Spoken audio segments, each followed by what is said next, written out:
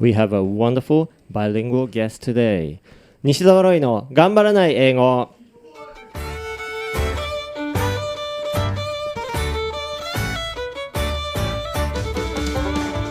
このコーナーはイングリッシュドクター西澤ロイが英語に関するさまざまな話題を取り上げたり、英語を使って活躍している方にインタビューするコーナーです。このコーナーは社会貢献型レストラン予約アプリテーブルクロスの提供でお送りします。ロイさん、おはようございます。おはようございます。バイリンガルマルチタレントいやいや、ちゃんと聞いて、じゅんじゅん。Wonderful. We have a wonderful 素晴らしい bilingual guest。ゲスト、お客さんとしか言ってないですけどToday 今日はということで、ですね、NHK でもう15年以上、ご活躍の素晴らしいゲストさんをお呼びしています。じゃあご紹介お願いします。早速ご紹介いたしましょう。バイリンガルマルチタレントのジャニカサウスウィックさんにお越しいただきました。おはようございます。Good morning. おはようございます。Good morning. Janica, thanks a lot for coming today. Oh, no problem. I've really been looking forward to this. Thank you for saying that. Would you introduce yourself? Sure. My name is Janica. I'm originally from the States, from Utah. Utah. Yeah. Utah. Do you know Utah わかります？ Utah、誰でしたっけユタ州のタレントさんっていうとケント出てこった。そうですね。レイカさんのイメージしかないですけど、もちろん。あとソルトレイクシティとか有名ですね。州都がソルトレイク。Salt Lake City, that's right. And the 2002 Winter Olympics, kind of a long time ago. I have 3 children. Actually, if you count my dog and my husband, I have 5 children. Throw in my cat, and I have 6. So I'm quite busy at home. すごいですね。今日スタジオ前にね、控室の方にお子様が、そうなんです。はい、3歳の息子を連れてきました。もうちょうど昨日緊急病院で夫が緊急病院に行って高血圧で、それで子供3人こちらに連れてくるともう大変なことになるんで、とにかく一番下の子3歳の子だけ連れて来ました。So, you have been working at NHK for like 15 years doing 基礎英語? That's right. 基礎英語1, 基礎英語2, 基礎英語3, and quite a long time ago I did a program called 英語リアン, which is a children's program. なので、でも基礎英語はもう終わっちゃったんですね。そうですね。はい。終わりました。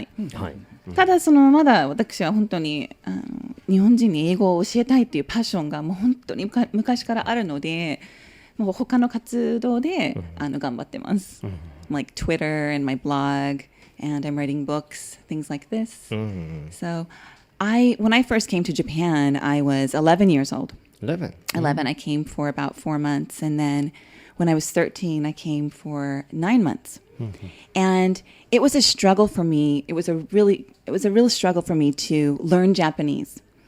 I remember when I was 13, I went to a Japanese school, and I didn't really understand Japanese, right? So 13歳の時にあんまり日本語が分からなくて、ちょっと日本の中学校に通ってたんですね。ただやっぱり友達作りもそうですし、日本語が分からない。でも喋りたい。なんか納豆以外の話題について話をしたいとかさ、そればっかりじゃないですか。Do you like 納豆とかさ。Really? Everybody asks. Yes, everybody asks me. Do you like 納豆? Do you like シンコ? You know, things like that. もうそれでもねいいんだけど、やっぱり納豆とかさ、アメリカの話だけではなくって、I wanted to just talk about like nothing, just everyday life. もうなんか普通の会話をしたくてすごい勉強して苦労したんですけれども、そのね13歳の時に給食の時に実はねずっとトイレで過ごしてたんですよ。やっぱりなんか一人で給食食べるのが寂しくって、でなんか友達に声はかけるんですけど、ある程度しか喋れないから、やっぱり最終的に会話が止まっちゃうんじゃない？それで一人が本当に恥ずかしいからトイレで過ごしたんですね。Poor Janica. I know. いいんですよ。でもその経験があったから、私は本当にその言語を学びたいとか、やっぱり日本人の場合でしたらもう英語喋って普通に自然に喋って友達ができるとか、そういうその苦労がわかるんですよ。で私も逆からその苦労が分かるので本当にみんな日本人に自然な英語をぜひとも学んでほしいというパッションがあって、それで、ブログとかツイッターとかでこう毎日少しずつちょっとしたレッスンをしてるんですけれども、はい、そんな感じでで今日は、ジャニカさんから日本人学習者への3つのアドバイスをしていただこうと思ってます。そうです、はい、ありがとうございます。いいです。すごくやっぱり分かりやすい3つなんですけれども、B B B Three B's ABC の B ですね。B B こちらit's my original, so and it's actually the very first time I'm actually introducing this to anyone. So oh really? Yeah, I'm debuting with this. All right. So you ready for it? Yeah. The first B is base. The second B is balance. Balance. Okay. Right. And the third B is body. Okay. So if you have a pencil and a paper, go ahead, write them down, because this will improve your English instantly. When you're done listening to this radio program, you're going to feel very good, and I think that your English will improve. So, should we get going? Yeah, we have like only 10 minutes, okay? Only 10 minutes? Oh my gosh! 私おしゃべりだからもう10分経ったんですね。失礼しました。Yeah, okay. So, should we start with a base? Yeah, sure. Okay. The base I'm very passionate about. I am not a Japanese, so it's actually more difficult for me to teach the basics. And a lot of times, Japanese or sometimes even native speakers will look at an English textbook and say, "We don't use, they don't use that English in America. Oh, what is this textbook? Like this is a pen. Yeah, exactly. Like this is a pen. They look at that and they say, we don't use this as a pen, but actually the base is very important because of course, we're not going to say this is a pen. However, we might say, oh, this is my son. Oh, right, this is my new dress. So we replace. And in order to be able to replace, you need to have that base, which is very, very important. It's learning English or any language is like learning a musical instrument. You start with the scales, and it's not like when you're performing in a concert, you're not going to go ahead and do your scales, do, re, mi, you're not. But you have to know that because it helps you improve. And so I'm a big fan of the tests, the TOEIC tests. I have a lot of TOEIC teachers who are followers on my blog. I'm a fan of people. I'm just saying the first thing is you need to have your base. So when you do read my Twitter and you read my blog, please don't just study from that. Please do have your base and then also study from that, which brings me to balance. Number 2, balance. バランスがすごく大事. Okay, balance, right? So you have your base, but also on top of the base, you have to balance your English with things that make it, for example, more natural, right? So that's one example. Or you have to ask yourself the question, where do I use my English the most? 私は英語どの場で一番使ってるのか? Is it business? Is it school? Is it conversations with your friends? Or maybe it's texting, something like that. So you have to think in your how do I use English and what is my balance? So obviously if you're just texting a lot, if you're doing a lot of LINE でチャットとかで英語で使ってるんであれば、それを主に勉強すればよくて、ビジネスだったらそれを主に。And another reason I say balance is if you were to read my blog and you were to read my Twitter, I introduce a lot of phrases that are not in textbooks. And I talked about having the base before. You have to have a base, but when you do go to America or when you are speaking with a native speaker, people will probably not be speaking just like a textbook. That's the truth. But you got to know it. You have to know it, right? そう、アメリカに行くとやっぱりテキスト通りで英語が出てこないんです。出てこない時がある。時が多いんです。でもかって言ってそれをかって言ってじゃあそのテキスト通り別に勉強しなくてもいいのかなっていう考えは非常に間違ってるんです。やっぱりそのテキストも勉強、先ほどのベースなんですけれども、それをしっかりと勉強するんですけれども、ただそのアメリカに行けばその通りには出てこないので、出てこない時があるので、やはりこうツイッターとかでちょっと別の言い方を提案してるんです。Okay, for example, like、例えばね、昨日のブログでは fat 太ってるデブは言っちゃダメっていうことっていうことで、やっぱりその fat って言わないで他のネイティブが使う、言い回しを紹介したんですね。例えばね、plump とか、chunky とか、curves とか、女性だったらちょっとぽっちゃりだったら fat って言ったらもう本当に怒るんで、いや殺されます、日本語でもさデブって言ったらもう怒るんですよね、やっぱり特に女性とかね、だから curvy とか、ね、ちょっと線がなんだマリリン・モンローみたいにちょっとグラマラスみたいな、ポジティブに持っていくんですよ。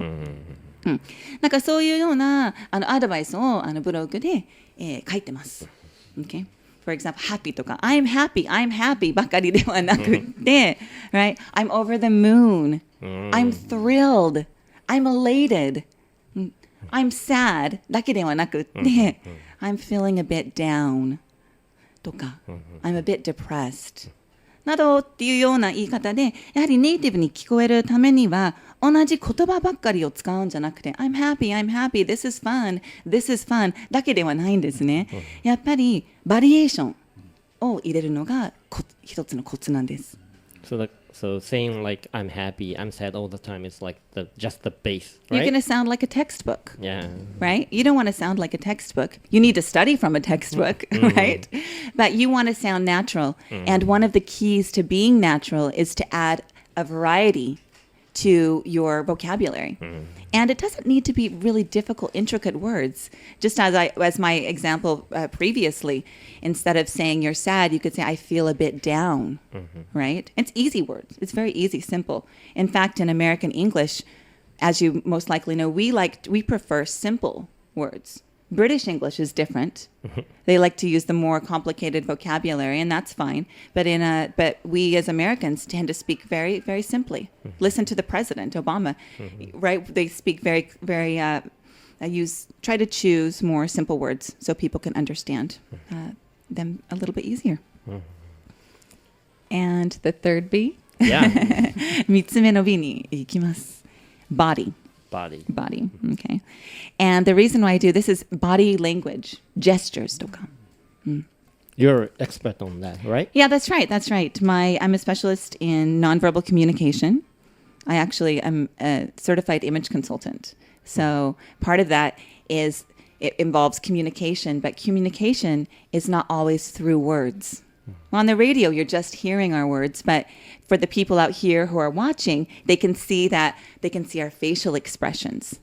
They can see our body language. They can see our eye contact. These are all part of what I would call the third B, body.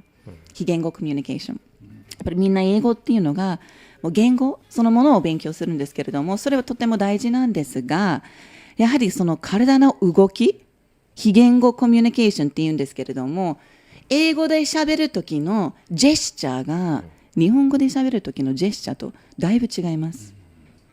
やはりアイコンタクトもそうなんですけれども、やはりきちんとアイコンタクトするのが礼儀なんですよ。Sometimes I have friends who come to Japan and they say, "Oh, I don't think that this Japanese person likes me." And I say, "Why?" Well, because they're never smiling at me and they're not looking in my eyes とか。っていう感じでこう勘違いするんですよ。だからやはりこう私アメリカ人なんですけれども、もしアメリカ人と英語で喋った場合は意識してアイコンタクトよく笑顔を意識してもうちょっと声にメリハリをつけるとか、そして手もそうなんですけれども、手をもうちょっとこう使うとか。ね、そして体はきちんとしすぎるんではなくて、ちょっとこうリラックスして、ね、相手の真似をすればいいんですよ。相手が、ね、ちょっとリラックスして笑顔とかで、真似って言ってもミラーリングっていうコツがあるんですけれども、鏡みたいにね、映画とかをね今度見るときに言葉だけではなくて字幕ばっかり見るんではなくて実際にその俳優女優のボディラングエージを見てほしいんですよ、なんか英語を勉強するときにもやっぱりその言葉と同時に非言語コミュニケーション、ね、今度ドラマとか見るときにぜひともバディラングエージなどを見てこう少しずつそういうのを学んでください。ブログでもところどころでボディラングエージについても書いてますね。Any specific advice on body language? I would say the 3 S's. 3 S's? Wow. もう私こういう3つのSounds fascinating. こっちもオリジナルなんですけれどもokay. One, smile. Smile. Okay? ね、これは表情全体的に表すんですね。もうハッピーの時はスマイルします。sad の時にはスマイルしません。必ず自分の気持ちに合わせた表情をすること、スマイル。もう一つ、先ほど言いましたけれども、視線、アイコンタクト。アイコンタクトよくするのが礼儀です。視線。視線。You mean this is Japanese? Yeah, I'm combining them. Okay. I'm combining them. もうcombine number 2 is. And number 3, 姿勢。Okay. やっぱりなぜ姿勢っていうかっていうと、when you are nervous and you are not really, when you're nervous and you do not have confidence in what you are saying, guess what happens? Your posture. Yeah, you lose your posture. 猫背になるんですよ。もし例えば英語で喋って自信がない、ちょっと緊張してる、その時にね、人間っていうのがね、目をそらす、小さな声で喋る、そして猫背になるんですよ。なるでしょ。なるでしょ。だから英語で喋る前にまずはね、姿勢を良くしてください。姿勢を良くしてください。そして緊張するときに、いや、絶対にそれが表情に出るので、Smile please という、アドバイスです。Wow. Thank you for sharing great advice. Yeah, no worries. Thank you. というわけで、そろそろお時間が近づいてまいりましたので、本について、告知の方お願いします。Yeah, so when I was talking about the 3 B's, the second B was balance. And I talked about how do you speak? How do you use English? みんなどのように英語を喋ってる、どういうふうに英語を使ってるっていう話をしましたけれども、LINE チャットで英語を使ってる人いますか？ LINE とか E メールとかE メールよりもチャットかな、チャットですよね、っていうような方が、非常に最近多いんですよ。なぜかって相手がいないんですよ。相手がいるんだとしても毎日やっぱり難しいから海外の友達とチャットしたりとか、日本人同士でもいいんですけれども、私は、今年に、本を出しました、それがチャットの本です。英語でチャットっていう本なんですけれども、こういう英語が、例えばじゅんじゅん読めますか、みたいな。そういうことです。じゅんじゅん1番読めます？ How are you? そうそう、How are you? 1番は簡単ですよ。そう、読めた。じゃあ2番。Thank you. そうなんですよ。Thank you なんですけれども、例えばなんですけど、これが省略になるんですが、Thank you は10、数字の10のそばに9というアルファベットが入るんですよ。Thank you。わかりますか？日本語だったらなんだか3と9が入るんですけれども、英語だったら10と9が入るんですよ。じゃあ順3わかります？3は難しいんですよ。英語のこれちょっと時間の関係もあるので、じゅんじゅんが分からなければ答えは本見てくださいということで、じゅんじゅん3番。What？ お、正解。分かったんですよ。W の横にアットマークが入るんですよ。じゃあ4番。Creator。違うか。はい、5番。はい、ということで、ここはジャニカさんの本5秒で返信英会話、こちらの本を皆さんチェックしてみてください。このちなみに5番、僕も最初分かりませんでした。最近結構これ流行ってるんですよ。C のと L の間にパーセントマークが入るんです。それは何でしょう？ぜひとも皆さん、本を手に取ってご確認いただきたいと思います。というわけで本日ゲストにお迎えしましたのはバイリンガルマルチタレントのジャニカ・サウスウィックさんにお越しいただきました。どうもありがとうございました。ありがとうございました。Thank you. Thank you. 以上、西澤ロイの頑張らない英語をお送りしましたのはナビゲーター上村淳と西澤ロイでした。Thanks a lot for listening. See you on August 13th. Bye bye.